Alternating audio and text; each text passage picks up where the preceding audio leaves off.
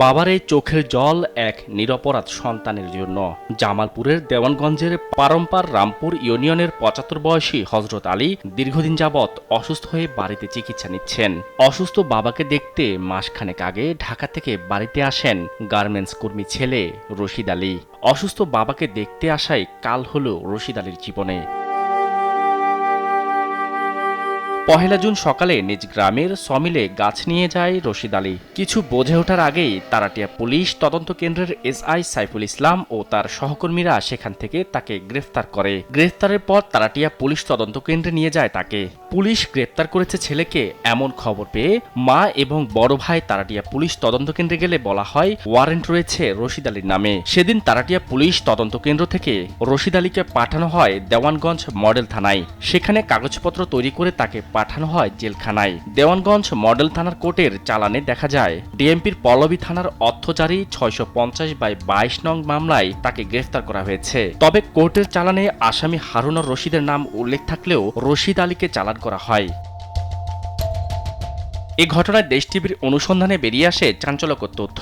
গ্রেফতারকৃত রশিদ আলীর সঙ্গে কোনো মিল নেই ওয়ারেন্টে থাকা কাগজের। ওয়ারেন্টে থাকা ব্যক্তির নাম মোহাম্মদ হারুনুর রশিদ। আমরা চেষ্টা করি সেই মোহাম্মদ হারুনুর রশিদের ব্যক্তিগত তথ্য এনআইডি সংগ্রহের, যেখানে এনআইডির সঙ্গে ওয়ারেন্টের তালিকায় থাকা মোহাম্মদ হারুনুর রশিদের তথ্য মিলে। ওয়ারেন্টে তালিকাভুক্ত আসামি মোহাম্মদ হারুনুর রশিদ জামায়াতে ইসলামী নেতা, অথচ সেই মামলায় দীর্ঘ ১ মাস হলো ঢাকায় জেল খাটছেন নিরীহ রশিদ আলী। আনারা আমার ছেলে আবার তুলে দেন, আনাগরের কাছে বিচার চাই। সে এই কোনো মামলা যাই না, আসামি না, তাকে অন্য আসামির চাচাকে নির্দোষে তাকে ধরে নিয়ে গেছে।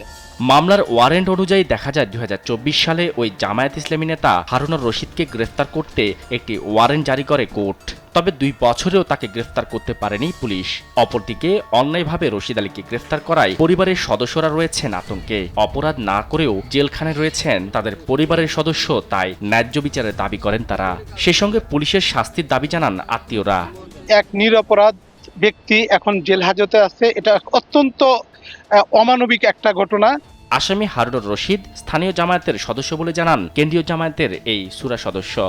এখন কোনো দায়িত্বে নাই আর কি, ইয়েটা থাকতে পারে, জামাতের সাথে তো নিশ্চয় আছেই, কিন্তু পদ পদবি জানা নেই।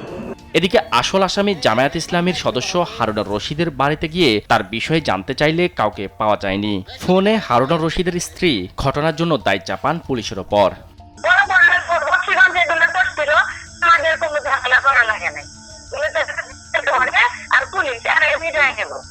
এদিকে নিরপরাধ রশিদ আলীকে গ্রেফতার করা এসআই সাইফুল ইসলাম ফোনে ভুল ব্যক্তিকে গ্রেফতার করার বিষয়টি স্বীকার করেন। এরপরে মনে করেন একটা ভুল করছি, সেই ভুলের কারণে নিজের সাথে নিজে যুদ্ধ করতেছি, এই বিষয়টা হচ্ছে একটা ভুল বুঝাবুঝি।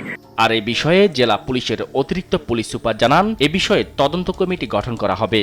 যদি কারো গাফিলতি থাকে তাহলে তার বিরুদ্ধে আইনগত ব্যবস্থা নেওয়া হবে। ঘটনায় কারো কোনো দায় আছে কিনা এটার বিষয়ে আমরা একটা কমিটি গঠন করে আমরা বিস্তারিত তদন্ত করব। পরে যদি কারো দায় থাকে আমরা তার বিরুদ্ধে ব্যবস্থা নেব। এমন চাঞ্চল্যকর ঘটনায় নিরপরাধ রশিদ আলীর দ্রুত মুক্তির দাবি জানান স্থানীয়রা।